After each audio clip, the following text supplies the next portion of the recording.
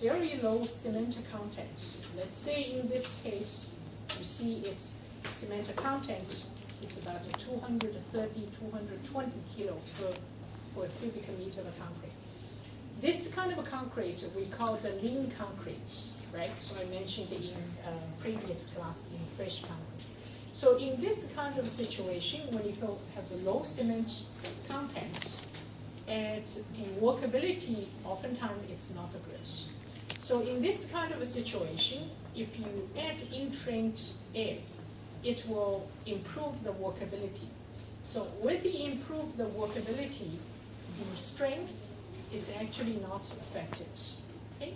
So therefore, in this situation, even you have incorporation of 4% and 6% of entrained air, you see that increase the air does not reduce the strength.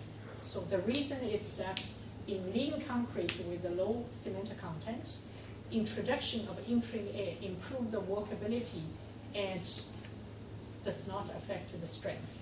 Okay, so this is the thing I want you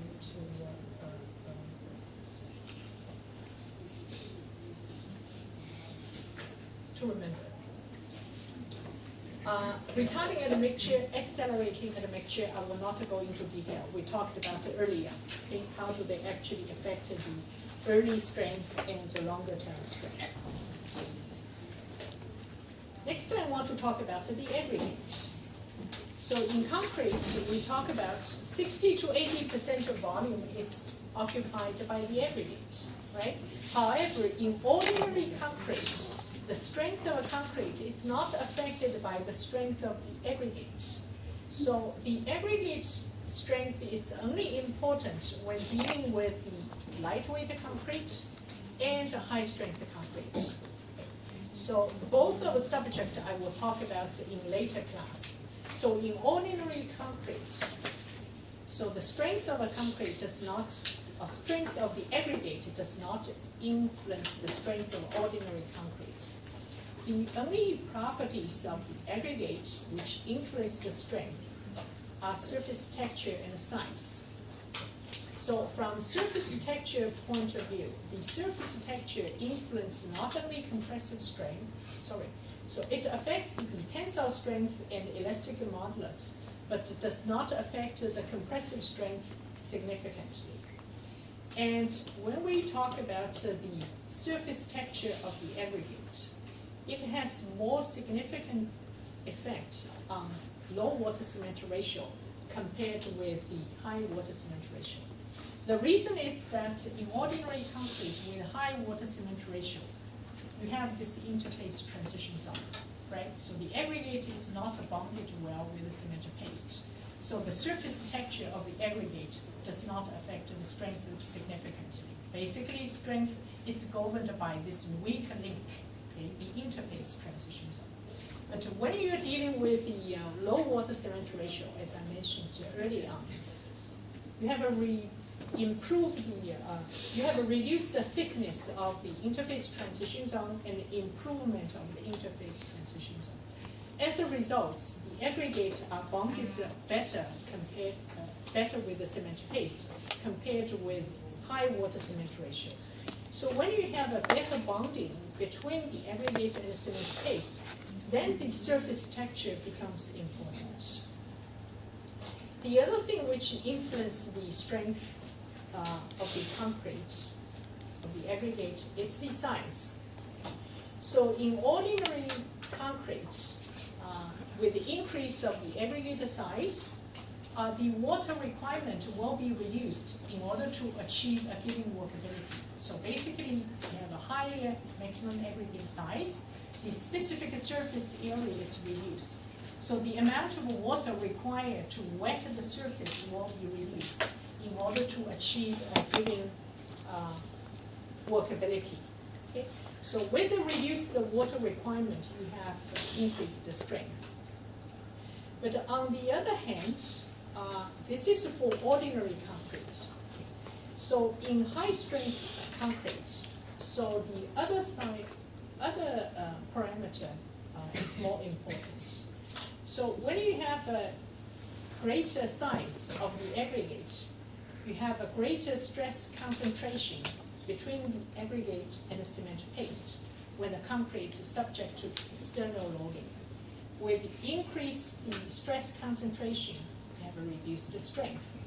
So in ordinary concrete, this is the governing factor. But in high-strength concrete, this is the governing factor.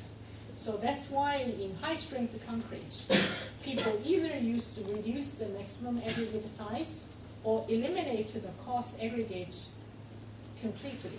Okay, so this one we will talk about later on.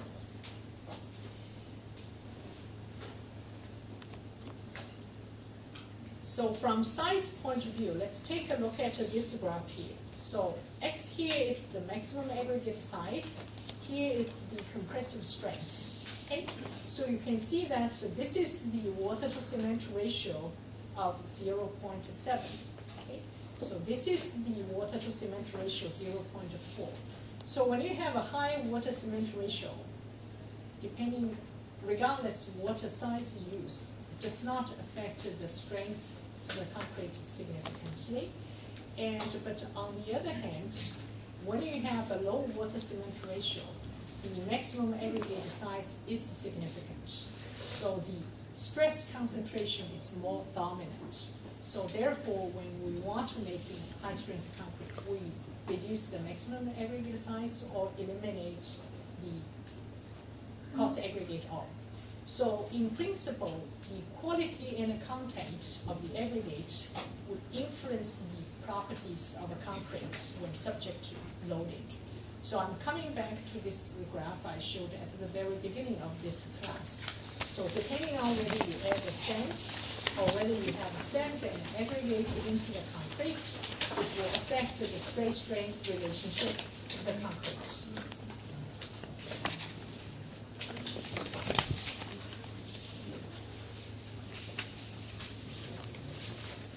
Okay, last page is actually just some information, EN standards of testing hardened concrete. Okay, so for those of you working, actually, if you want to refer to, these are where you can find information, how to determine the compressive tensile strength, modulus elasticity, density, etc.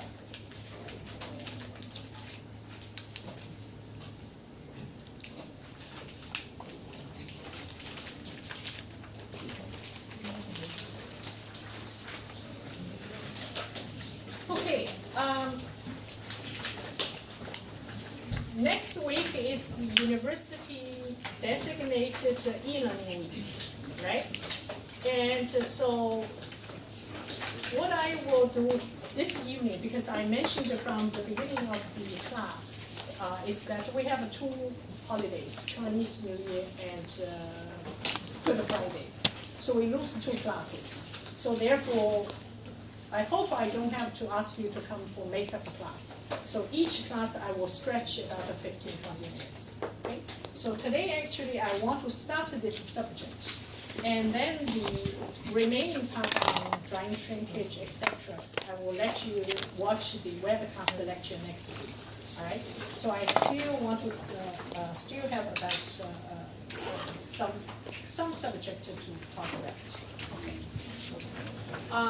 One thing is that when concrete,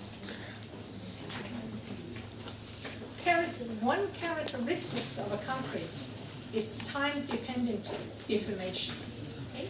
So when you mix the water cement aggregate together, okay, at a different stage, okay, at the early stage and the later stage during service life, there are some deformation which relate to the time.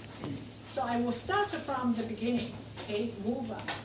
So the first thing I want to talk about is this concrete undergoes the volume change during service. Okay? So basically it affects by the applied stress and a change in moisture content, for example, exposed to drying environments, right? The other thing is actually change in temperature. The response of a concrete when exposed to different environments, okay, are different. So therefore, depending on the situations, so we want to treat different subjects individually. Right? So the structural elements, so I mentioned it in early part of today's class. So when the concrete subject to either loading or exposed to dry environments, so basically if you have a no restraint, okay, so if it's concrete subject to dry environment, it will shrink. But the thing is, when you have a structural element, when you have a restraint, then you have a stress, right? When the stress exceeds the strength, or the strain exceeds the strain capacity, you have a cracking. So therefore, the restraining of the concrete in reinforced concrete structure, it is an important issue when we talk about the time-dependent deformation and possible cracking. So one thing is that you have end member, right? So beams and a column, slab, etc. The other thing is actually subgrade friction. For example, you have a road surface. Okay, so in the subgrade you have a aggregate or gravels, right? And the other thing in reinforced concrete structure, steel reinforcing line. Itself, it's also a restraint. And also, if we're dealing with a mass concrete, you have a large foundation. Okay, so when we're dealing with a large foundation, inside, in the middle of the concrete and the surface, temperature could be different, right? Because of the gradient of temperature, this could be another thing which introduce the restraint. So this will be covered in the next week in the webcast lectures. So when the strain of material is restrained, it develops a stress and then can cause cracking, right? So today I want to only talk about the two things which occur at a very early stage when the concrete is still in plastic stage, means before the concrete is even hardened. So first thing I want to talk about is plastic shrinkage cracking. So plastic shrinkage cracking usually occur in the time frame roughly about 30 minutes to 6 hours after the concrete casting. So this is actually a figure from a reporter from UK Concrete Society. So it actually gives you different hypothetical, not a hypothetical, sort of a cracking, okay, and showing in this part of the structure. So it is not a real thing. You cannot everything happen at the same time, right? So basically, when we talk about a plastic shrinkage, so there are three situations, three places where you can have. One thing is you can have a random pattern, okay, so of this plastic shrinkage. The other thing is actually you have diagonal crack to the edge of a slab. So this is actually a rolled slab, okay, so this is a picture from Portland Cement Association, where you see this plastic shrinkage roughly in 45 degrees related to the of this slab, diagonal cracks to the edge of the slab. The third type of the plastic shrinkage actually called like this. It's follow the pattern of a reinforcement, okay, or the physical aspects. So these are the three typical places where you see plastic shrinkage cracking. So the question is why? Why this plastic shrinkage crack occur? So basically, plastic shrinkage crack is due to the rapid loss of moisture from fresh concrete. Okay? So the difference is that hardened concrete, okay, you have a loss of water from hardened concrete due to drying. We call it drying shrinkage. At the early stage, before the concrete is hardened, when the concrete is still in so-called plastic stage, okay? So with the rapid loss of moisture, you have a cracking. So we call it plastic shrinkage. Both plastic shrinkage cracking and drying shrinkage cracking are due to the loss of water. So this plastic shrinkage is due to the rapid loss of moisture from concrete at the early stage. One is due to the high ambient temperature, and the other thing is, I mentioned, the low relative humidity of the environments. The third thing is actually high wind velocity. So these all leads to the rapid loss of water from fresh concrete. So one thing I mentioned in previous class when I talk about the fresh concrete, we have a bleeding, right? So ordinary concretes, you have a small amount of bleeding. This small amount of bleeding is also beneficial. So basically, with this small, very thin layer of bleeding water, it actually prevents the plastic shrinkage. However, if the evaporation rate is greater than the bleeding rate, then the surface of the concrete can be dried out, right?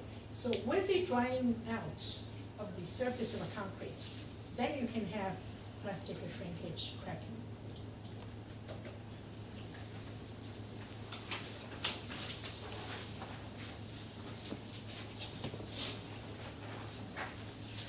One of the things actually, one type of the concrete you need to particularly pay attention to for the plastic shrinkage cracking, it's the concrete with the silica fume. So because the silica fume particle is extremely fine, when you add a small amount of the silica fume into the concrete, it basically eliminates the bleeding. So with the elimination of the bleeding, so the concrete, after you casting, so basically it's exposed to the air. If you have a high temperature, low relative humidity, high wind velocity, so the silica fume concrete, okay, so at the early stage, it is actually vulnerable for the plastic shrinkage cracking.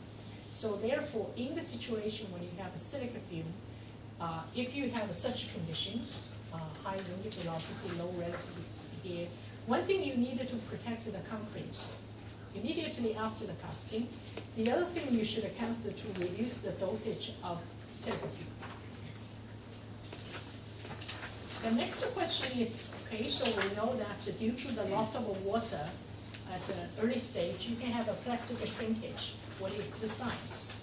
So typically, the size, it's at the surface, it's fairly thin, so roughly about 2 to 3 millimeters.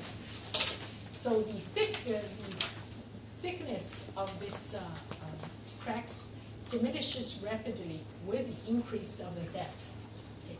So the size of this plastic shrinkage is ranging from a few centimeters to several meters in length. For example, you have these things are fairly long plastic shrinkage cracking.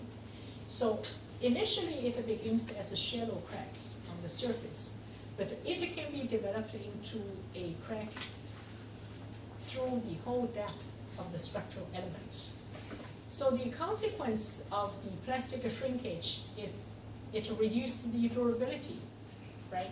So one thing is that particularly for the reinforced concrete structure, concrete actually, it's the cover, protective steel reinforcement from corrosion. If you have a cracks, okay, so basically the harmful substance from environment can penetrate into the concrete, directly reach the steel reinforcing bar. So it will reduce the durability. And the other thing is destroy the integrity of the surface. So how do we actually control the such crack? So basically you need to minimize the moisture loss. So if you have the low relative humidity and high temperature, you can use the fog. Okay? You fog the slab immediately after placing. Okay? So limit the use of curing compounds. The thing is, when you use the curing compounds, it actually does not provide the what do you call it, water, right? So basically, it is actually prevent the moisture loss. But the thing is, at the job sites, when you spray the curing compounds, you need to wait until the slab surface is dried, and then you can spray it. Otherwise, this curing compound won't stick to your concrete. But the thing is that if the concrete is so exposed to dry environment, if you wait till the concrete surface, the bleeding water is gone when it's dried, the crack may already occur. So therefore, limitation of using the curing compound. Okay? So ideally, you should use the spray, this fogging of slabs. Okay. And also reduce the amount of silica fume if used, I mentioned early on. And the other thing is actually reduce the initial concrete temperature. Reduce the initial rate concrete temperature actually reduce the rate of cement hydration. So therefore, water loss will not be rapid. The other thing actually currently in practice people oftentimes use is to use the small amount of polypropylene fibers. These fibers are fairly inexpensive, so they can be used to control the plastic shrinkage cracking at the early stage. Okay.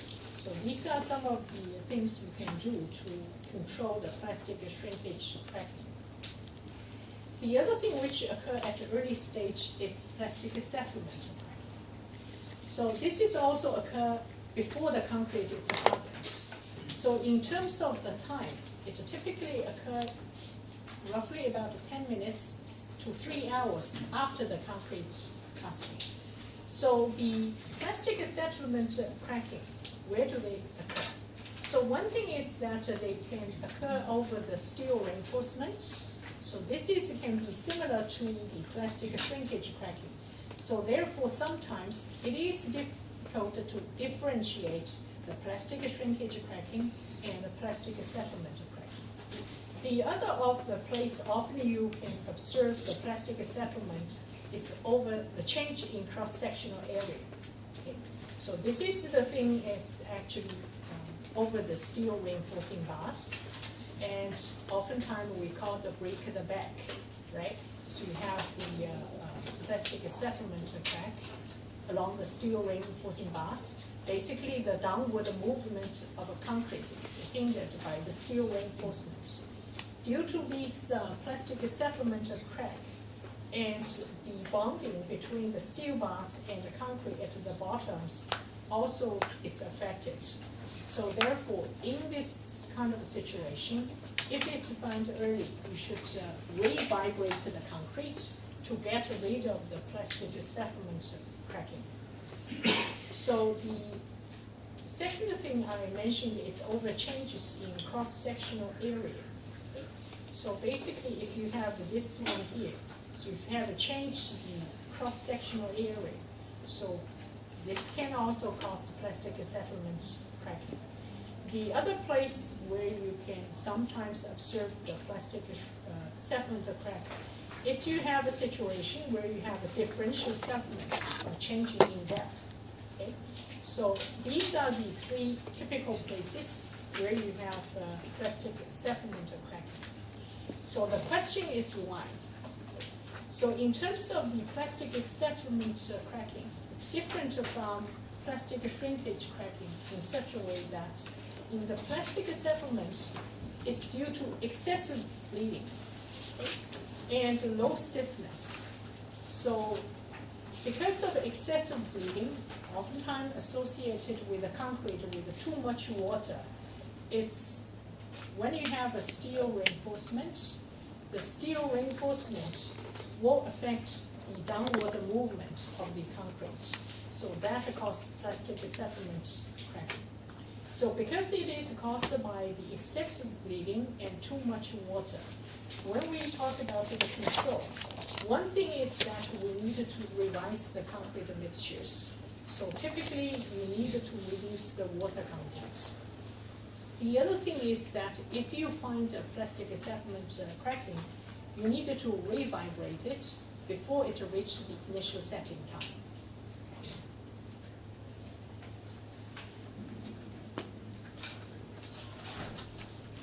Okay, today I will just stop here. So I want to talk about, just to give me 2 minutes, talk about the planning for the next week and week after.